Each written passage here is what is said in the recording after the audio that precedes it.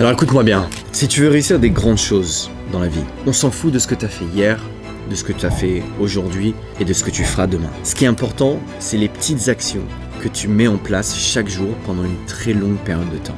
Et c'est pour ça qu'aujourd'hui dans cette vidéo, je vais te partager ces 4 habitudes que j'ai faites pendant une longue période de temps, qui m'ont permis d'être millionnaire à 22 ans et multimillionnaire à 24 ans. 4 habitudes, pas une de plus. Et si je peux te dire une chose avec conviction, c'est que si tu appliques ces 4 habitudes pendant une longue période de temps dans ta vie, tu pourras accomplir tout ce que tu as toujours rêvé d'accomplir. Alors la première habitude, elle est simple, mais elle va pas plaire à tout le monde. Je veux vraiment que tu prennes le temps de comprendre et de vraiment t'ouvrir à cette habitude-là parce que elle est dévastatrice et pour moi, c'est de loin la plus importante. Alors il faut comprendre que dans la tête de la plupart des gens, il y a 2 composantes pour réussir. Il y a d'un côté l'énergie, d'accord, donc l'énergie, le fait de pouvoir se lever le matin, de pouvoir aller travailler, de pouvoir accomplir des tâches. Et 2, d'avoir des compétences, d'avoir du savoir, de savoir quoi faire. Et que du coup, si t'échoues, c'est qu'il te manquait soit une, soit les 2 de ces composantes-là. Sauf qu'en réalité, ça, c'est de la théorie et ça vaut absolument rien, c'est complètement faux. En réalité, il n'y a qu'un seul composant qui va déterminer si tu vas réussir ou pas. Et ça, c'est ton focus, ta concentration et ta capacité à rentrer dans ce qu'on appelle un état de flow. Tout le reste, ça n'a aucune importance. Parce que si tu es capable de te mettre dans un état de concentration pendant une longue période de temps, tu vas réellement emmagasiner du savoir, des compétences et tu vas réellement pouvoir réfléchir de façon lucide sur ce qui t'arrive dans la vie et ce que tu as besoin de faire pour pouvoir atteindre ton objectif. Parce que la concentration, elle t'aura permis de travailler plus et mieux que tout le monde. Et si tu es capable justement de focus, tu vas rentrer dans cet état de flow, tu arriveras à être lucide et avoir la clarté d'esprit pour pouvoir savoir qu'est-ce qu'il faut que tu ailles faire, qu'est-ce qu'il faut que tu ailles apprendre et quelle action tu dois aller prendre pour pouvoir réussir. Si Ronaldo il doit tirer un penalty, ce qui fait de lui quelqu'un d'aussi différent, d'aussi incroyable, c'est sa capacité à se concentrer. Parce que tous les joueurs qui vont tirer un penalty, ils savent tous le tirer. Ils ont tous les skills, ils ont tous les compétences de le tirer ce penalty. Mais ce qui fait la différence entre Ronaldo et les autres, c'est justement que lui, il va rentrer dans cet état de flow. Et tu peux avoir un des meilleurs joueurs au monde qui au contraire, lui, va mettre tous les ballons de côté. Donc la concentration, c'est ce qu'il y a de plus important, mais en même temps, c'est ce qu'il y a de plus compliqué à avoir. Et aujourd'hui, c'est pratiquement devenu impossible de rentrer dans un état de flow, de rentrer dans un état de concentration. On est constamment perturbé, frappé par des milliers d'appels, des notifications, et du coup, tu peux te retrouver à travailler toute une journée, à travailler 10 heures, 12 heures, et au final, n'avoir rien fait, n'avoir rien créé, parce que sans t'en rendre compte, t'es allé sur LinkedIn, t'es allé sur YouTube, t'es allé sur ton tel, t'as répondu à WhatsApp, et ton cerveau, il s'est jamais mis réellement à réfléchir. Et c'est comme si tu n'avais rien fait. Mais au final, il y a un secret pour atteindre cet état de flow que moi j'ai trouvé plus jeune et qui a vraiment changé ma vie. Et ça, je sais que ça va être difficile pour certains, mais il faut se lever tôt, très tôt. De toute ma vie d'entrepreneur, de toute ma carrière au cours des dernières années, les seuls moments où j'ai créé quelque chose, les seuls moments où j'ai avancé, les seuls moments où j'ai évolué, c'est ces périodes de temps, de 3 mois, de 4 mois, où tous les jours, sans faute, je me lève entre 5h et 6h du mat. Et en fait, je sais que c'est devenu cliché de se lever tôt en tant qu'entrepreneur et il y a beaucoup de blagues autour de ça, mais c'est tellement vrai. Je connais pas un entrepreneur, je connais pas un millionnaire, milliardaire qui se lève pas tôt. Parce que quand tu te lèves à 6h, il y a cette période de 6h à 10, 11h où tout le monde dort encore, où personne n'est réveillé et toi t'es tout seul. C'est juste toi et tes pensées. Et non seulement tout le monde dort, personne va t'appeler, personne va te solliciter, et surtout tu sais que t'as pas besoin de répondre. Parce que tout le monde pense que tu dors. Donc c'est comme si le monde n'existait plus, le monde n'avait plus d'importance, et pour ces 4 heures-là, ça peut être juste toi et tes objectifs. Et je te garantis que si tu fais ça pendant les 3 prochains mois, t'accompliras plus chaque matin qu'une personne normale accomplit en une semaine. Et si tous les matins tu fais ça et que tu accomplis autant de choses, je peux te garantir qu'en l'espace de 3 mois, de 4 mois, tes skills, tes compétences, ton niveau en général, tes revenus vont exploser complètement.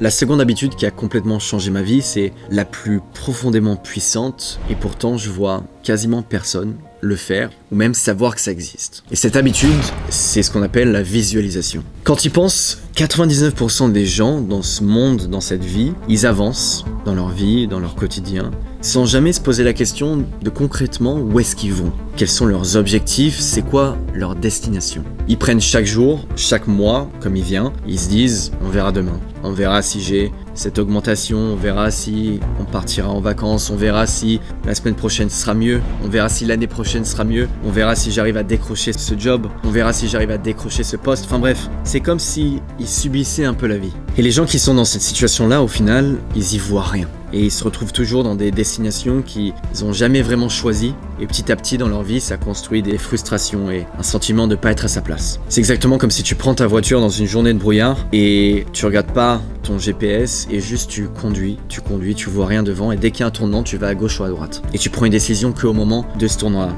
Au final, tu te retrouveras toujours pas là où tu veux être et surtout probablement dans un endroit pourri où personne n'a vraiment envie d'être. Et c'est pour ça que la deuxième habitude, elle est simple, mais c'est le fait de commencer à visualiser sa vie, à planifier sa vie, à définir ta destination, à définir ton objectif de vie et ensuite que tes actions découlent de ça, que les directions que tu choisis de prendre t'emmènent à cet objectif-là. Et pour donner un exemple personnel de ma vie, j'ai toujours eu cette chose où je me suis dit, je veux aller à cette université, je veux aller dans cette école, je me fixe cet objectif et si tu as un seul endroit où tu veux aller, au final tu es obligé de t'y retrouver. Et en fait moi dans ma vie, tout ce que j'ai fait, je l'ai profondément visualisé, je l'ai profondément vécu dans ma tête avant d'y arriver dans le monde physique, on va dire. C'est le cas pour mon université ou le fait que je sois allé à HEC, c'était pas un hasard, c'était moi plus jeune qui littéralement s'asseyait, fermait les yeux et disait j'ai envie de faire ça, j'ai envie de faire cette école et je vais pas me laisser le choix. Même pour cette chaîne YouTube, c'est pas un hasard les vidéos que je poste, c'est pas un hasard le message que j'ai, c'est des choses que j'ai visualisées, c'est des choses que j'ai prévues et au final je viens à modeler la réalité par rapport à cette vision que j'ai eue au début. Et visualiser, c'est pas juste se donner un objectif, c'est littéralement de le vivre dans sa tête, de le visualiser en soi pour que ton inconscient soit convaincu que c'est déjà ta vie. Et une fois que ton inconscient il est convaincu que c'est ta vie ou que c'est les prochaines étapes qui arrivent, il va non seulement te donner l'énergie, les ressources, mais même te simplifier chaque jour en te donnant inconsciemment les pulsions et les actions que tu dois prendre pour pouvoir arriver à cet objectif-là. Quand McGregor disait qu'il visualisait le fait de devenir champion UFC et un des plus grands sportifs au monde, chaque matin quand il se levait, ça devenait naturel, l'idée d'aller travailler pour justement arriver à cet objectif-là. Ça devenait naturel de travailler plus que les autres, ça devenait naturel de se dépasser et de toujours faire des choses plus folles pour pouvoir atteindre cet objectif-là parce que son inconscient, son lui profond est déjà convaincu qu'il en est là. Alors la première habitude c'était se lever tôt, la deuxième habitude elle vient juste après ça. Il faut concrètement que tu te lèves le matin et que tu te mettes immédiatement à méditer pendant 10 minutes. Où tu visualises ta vie, tu visualises ce que tu vas accomplir, tu visualises où tu veux être, et ça jusque dans les moindres détails. Réfléchis à comment tu vas t'habiller, comment tu vas te porter, comment tu vas agir, quelles compétences tu vas apprendre, quelle personne tu vas rencontrer, quelle émotion tu vas avoir, et du coup tu vas littéralement programmer ton cerveau pour atteindre cet objectif de façon complètement naturelle. Alors la troisième habitude, elle est probablement un peu plus technique, il y a plus de choses qui rentrent en jeu, c'est ce que j'appelle choisir le bon navire. Ça me rend triste, tu vois, parce que je vois tellement de gens qui travaillent tellement dur tous les jours, qui sacrifient parfois même leur vingtaine, qui sacrifient leur week-end, qui sacrifient des années de leur vie, qui sont motivés, qui donnent tout, mais qui pourtant pourront jamais atteindre d'objectifs conséquents ou de niveaux de succès conséquents. Ils pourront jamais devenir millionnaires, ils pourront jamais devenir libres ou ils pourront jamais devenir même heureux. Pourquoi ? Parce qu'ils ont tout simplement pas choisi ce que j'appelle le bon navire. Et je le sais parce que j'étais moi-même dans cette position-là. J'ai passé des années entières de ma vie à bosser 14 heures par jour dans mon entreprise de textile que j'avais créée à l'époque. On bossait avec des grosses boîtes, on grossissait l'entreprise, on faisait du chiffre d'affaires. Sauf qu'en fait, c'était juste pas rentable, trop compétitif, qui demandait trop de capital. Et j'aurais pu m'acharner sur cette voie pendant 10 ans et au bout de 10 ans, peut-être avoir une boîte qui me rapporterait 30 000, 40 000 euros par mois de bénéfices dans ma poche. Mais jamais je serais devenu millionnaire aussi rapidement, jamais j'aurais eu la liberté que j'ai aujourd'hui, tout simplement parce que j'étais pas dans le bon navire. Et à la place, justement, j'ai eu la lucidité de quitter cette entreprise et d'aller choisir un modèle qui me correspond, un modèle qui peut être grossi rapidement, un modèle qui est scalable, un modèle qui est rentable. Et au final, je suis devenu millionnaire à 22 ans. Donc choisir le bon navire, c'est quoi ? C'est tout simplement choisir quelque chose qui peut te rapporter énormément d'argent par rapport à l'effort fourni, quelque chose qui peut te rendre fier, toi, et qui apporte quelque chose à ce monde. Et troisièmement, c'est quelque chose que toi et les gens qui t'entourent, ta famille, tes amis, respectent, profondément. Et si toi justement tu veux t'assurer d'être dans un bon navire, dans quelque chose qui peut vraiment t'apporter tout ce qui correspond à tes ambitions, quelque chose qui peut te rendre riche, te rendre fier et rendre fier les gens autour de toi. Mais j'ai fait une vidéo en plus de 30 minutes que tu peux aller voir après cette vidéo, le lien il est dans la description, où justement je partage ce modèle que moi j'ai trouvé et j'aurais honnêtement rêvé de voir une vidéo comme ça plus jeune parce que ça m'aurait économisé des dizaines de milliers d'euros et des années de travail dans quelque chose qui au final allait rien m'apporter dans la vie. Et dans cette vidéo, non seulement je te dévoile le modèle, mais ensuite je t'explique étape par étape comment tu peux l'appliquer et comment tu peux toi-même le mettre en place dans ta vie. Alors si tu as déjà le bon navire, ton truc à toi, dans ce cas-là bravo, mais si tu es encore en train de chercher, je t'invite vraiment sincèrement à aller voir cette vidéo, juste après la fin de cette vidéo bien sûr. Alors avant de passer à la quatrième et la dernière habitude, je veux te rappeler quelque chose d'essentiel. Et ça, c'est que dans la vie, les choses qui marchent le mieux sont les choses qui sont les plus simples. Tout le monde veut chercher la clé, le secret, cette petite chose qu'ils n'ont pas encore compris. Sauf que cette clé, elle n'existe pas. Et ceux qui réussissent, c'est ceux qui comprennent justement que cette clé, elle n'existe pas, qui du coup, ils arrêtent de chercher cette clé et du coup, ils vont juste aller agir sur ce qu'ils ont envie de faire. Ils vont aller exécuter sur leurs rêves, leur business, carrière, leur ambition. En 4000 ans d'histoire, les fondamentaux n'ont jamais changé. Que ce soit dans le business, dans le sport, dans les routines, dans les études. Les choses qui marchent, on les garde et le reste, on le met à la poubelle. Alors tout ce que tu dois faire et tout ce que tu dois retenir de cette vidéo, il faut que tu te fasses une routine simple, rapide, efficace, qui te permet le plus rapidement possible d'aller travailler et d'être efficace pendant ta journée. Et pour faire ça, c'est toujours pareil, c'est les fondamentaux. Bien dormir, bien manger, faire du sport. Une fois que tu as bien dormi, tu as compris que le sommeil était important. Une fois que tu as bien mangé, tu as compris que bien manger, c'était important. Une fois que tu as fait du sport, tu as compris que le sport, c'était important.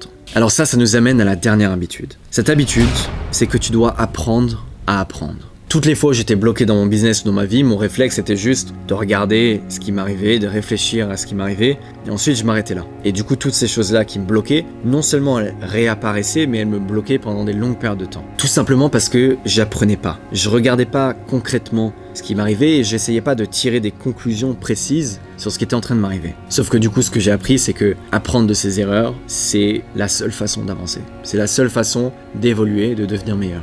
Léonard de Vinci disait « Apprendre est la seule chose que l'esprit ne puisse jamais épuiser, jamais craindre et jamais regretter. » Et donc pour apprendre, il y a 3 choses que tu peux concrètement faire. En numéro 1, on a évidemment les livres. Probablement la plus grande source de savoir qui est disponible à nous. Aujourd'hui, tu peux payer un abonnement sur Audible ou sur différentes plateformes et avoir accès à des centaines, des milliers de livres qui littéralement sont écrits par les gens les plus intelligents qui ont jamais existé. Et il y a une quantité de savoir, de ressources, de philosophie, de conseils à aller chercher dans ces livres et pourtant, je vois tellement peu de gens vraiment lire. Et si je peux vous dire une chose, c'est que moi, je dédie une énorme part de mon succès au fait d'avoir lu plus jeune. Mais tous les gens autour de moi, c'est que des gens qui ont lu beaucoup de livres. Ça n'existe pas. En tout cas, c'est très rare. Quelqu'un qui a vraiment réussi et qui n'est pas allé chercher justement des connaissances dans ces livres-là. En deuxième, il y a pour moi une des meilleures universités au monde, c'est YouTube.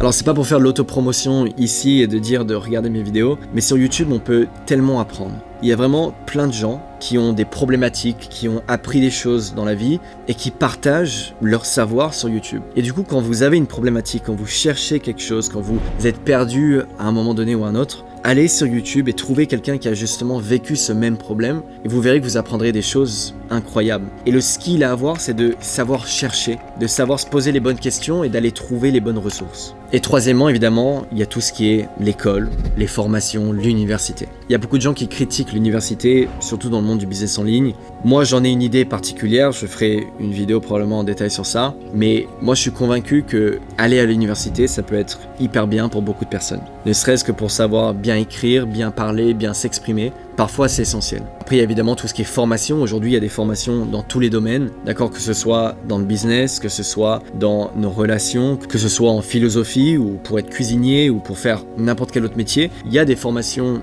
incroyables, en ligne surtout, qui sont à disposition. Et en général, quand on veut vraiment aller profondément dans une thématique et vraiment avoir toutes les informations nécessaires, une formation, c'est souvent la meilleure option, alors que des vidéos YouTube ou des livres, ça va être souvent de l'information plus dispersée qu'il va falloir aller chercher à plein d'endroits. Mais à ça, je voudrais ajouter quelque chose d'hyper important. C'est de ne pas tomber dans ce qu'on appelle l'étudiant éternel. Je vois tellement de gens qui se disent « Ok, il faut que j'apprenne, il faut que je développe mes compétences » et qui du coup passent 3 mois, 4 mois, 5 mois, voire 1 an, 2 ans à lire des livres, à apprendre ou même des gens qui passent 5 ans à étudier, et qui passent toute leur vie à apprendre plutôt que d'aller agir. Et en fait, ça c'est dû à quelque chose d'assez puissant qu'on a tous au fond de nous, c'est on n'a jamais le sentiment d'être prêt. Et on veut se lancer, on veut sauter dans le vide, on veut lancer son business que quand on sait qu'on va être prêt. Sauf que je vais vous dire une réalité, les gars, qui pour moi a changé ma vie. On n'est jamais prêt. On ressent jamais ce sentiment d'être prêt, d'avoir les réponses à nos questions.